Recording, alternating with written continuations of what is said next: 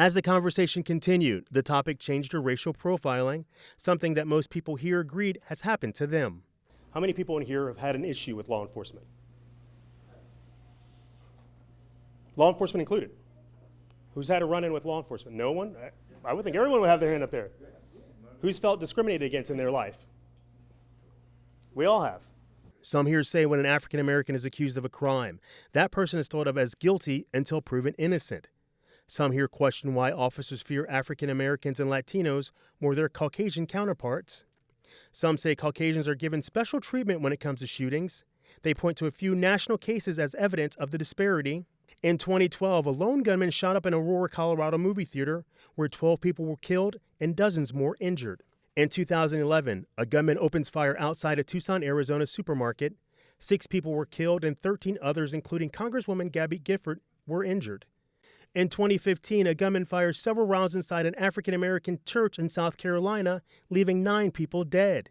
In each of these cases, the gunmen were Caucasian, and police took them into custody alive. They're approaching those situations where we're going to allow this person to have their day in court, whereas the court is being handled out on the streets when it's a black suspect and a black person.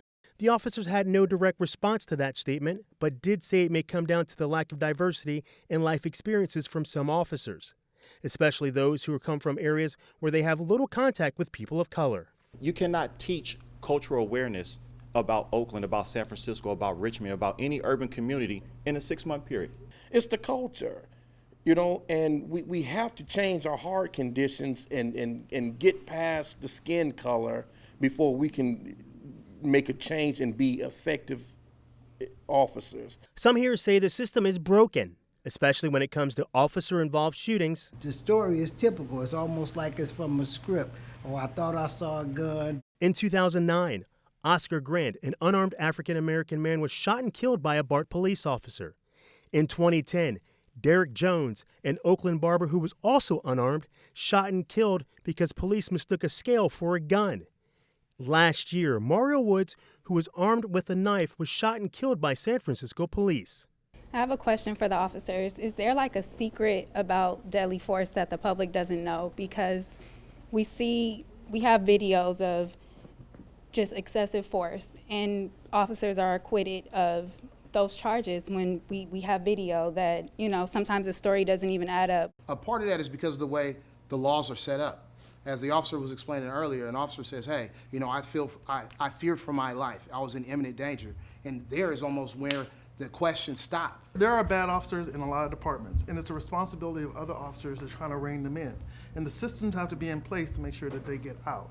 Officers here say oftentimes African Americans and Latinos who feel they've been wronged just let things slide on by. And that's the wrong thing to do. They recommend reporting an officer and filing an official complaint, and make sure you can correctly identify the officer in question. What are the 3 main ways you can identify a police officer? It's by his name, his star number, or the vehicle number he's driving. When you file a complaint, you request the supervisor to come out. That supervisor will come to the scene of wherever you are, take a statement from you, a recorded statement. He then will complete a memo and then forward that to our Internal Affairs Division.